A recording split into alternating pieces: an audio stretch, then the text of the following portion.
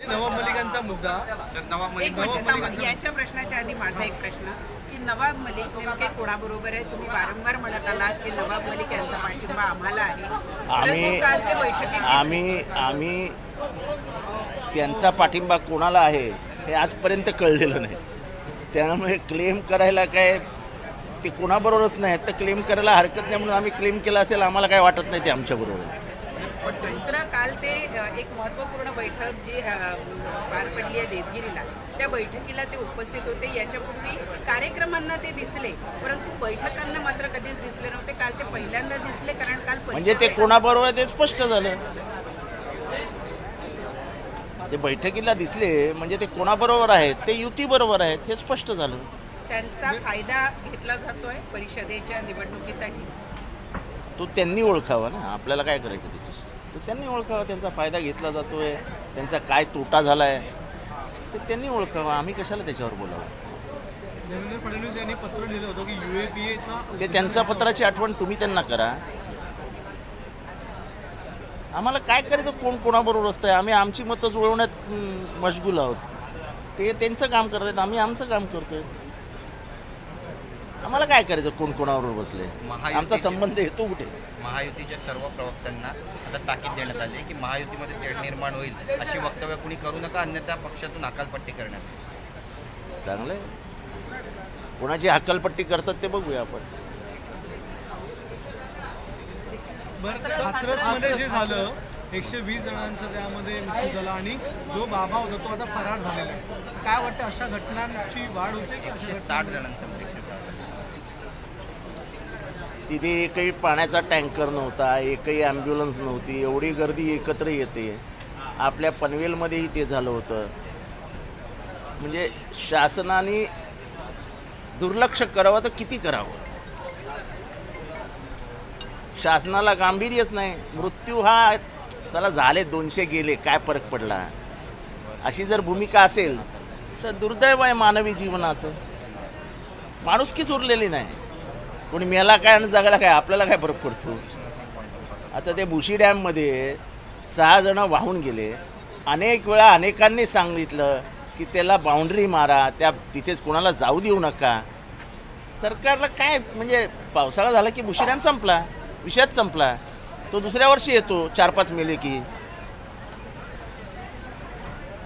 मानवी जीवनाला काय किंमतच द्यायची नाही असं सगळ्याच सरकारांनी ठरवलंय.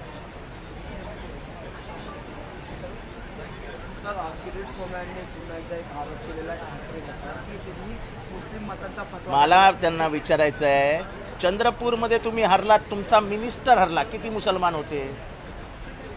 भारती पवार तुमची कॅन्डिडेट होती, दिंडोरीमध्ये किती मुसलमान होते.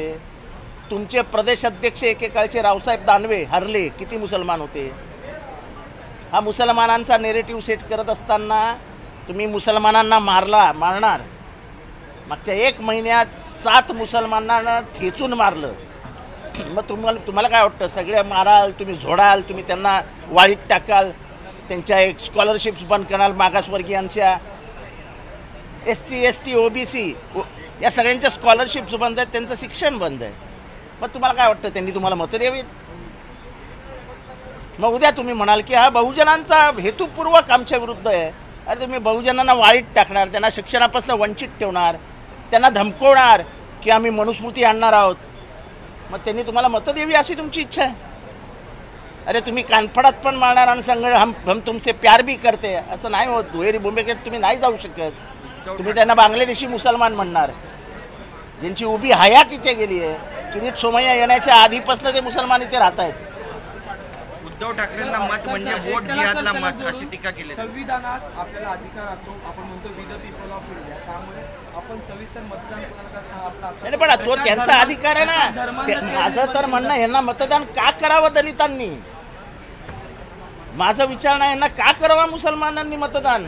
अरे तुम्ही दररोज आम्हाला मारणार, दररोज आम्हाला शिव्या घालणार, तुम्हाला मतदान का करावं.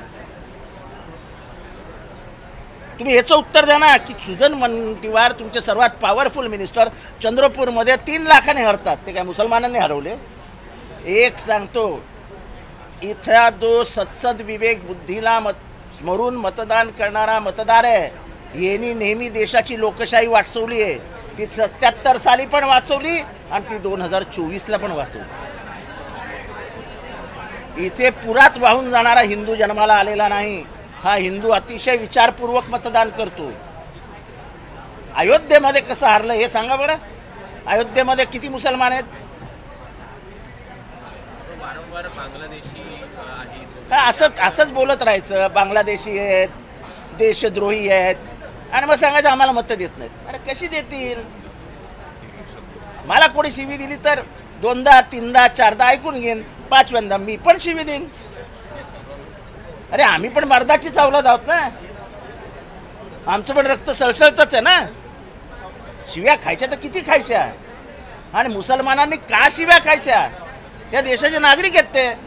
तुमचं गव्हर्नमेंट होतं. जर तुम्हाला वाटत होतं ते बांगलादेशी मुसलमान आहेत तर त्यांना घालवायला पाहिजे होतं. तुम्हाला अडवलेलं कोणी? त्यांना अजूनही घाबरून ठेवायचं की अरे यार वोटका लफड़ा होने वाला है, तुम छान बेटो, तू शाम देतो, तुम्हारे अंग पे आएगा, कुछ करो मत, कुछ करो मत. काय चालू आहे? एवढे घाबरलेत. म्हणजे हे सगळं अर्थसंकल्पना यांचं बोलणं सगळं बघितलं ना की मरता क्या नाही करता आठवतं. एक म्हण आहे, मरता क्या नाही करता. तसं झालं यांचं. प्रचंड घबराट राहुल गांधीच्या भाषणामुळे, एकंदर वातावरणामुळे एवढे घाबरलेत की काही करतायत. माझी लाडकी बहीण योजनेमध्ये सरकारने जरी 2 अटी शिथिल केल्या असत्या तरी अजूनही गावखेड्यात अर्ज दाखल करण्यासाठी झुंबड उडवले आहे आणि अटी आणि नियमावली आहे त्याच्यामुळे लोक कंटाळले आहेत. काय वाटतं, योजना सफल आहे असं वाटतं तुम्हाला? आता 1500 रुपयाची खैरात वाटून तुम्हाला 3 महिने त्यांना देऊन त्यांची मतं पाडायची असतील तर काय सगळं योग्य आहे. आम्ही तर 8,500 रुपये देणार होतो. 8,500. आणि आम्ही पुढच्या सरकारमध्ये येऊ तर आम्ही परत एकदा सांगतो की आम्ही 8,500 देऊ. 1500 रुपयात होतं काय? महागाई 5 वर्षात 200 पटीने वाढली आहे. 200 पटीने काय होणार आहे 1500 रुपयात? एक वेळचं महिन्याभरचं किराणा माल सुद्धा येत नाही 1,500 रुपयात.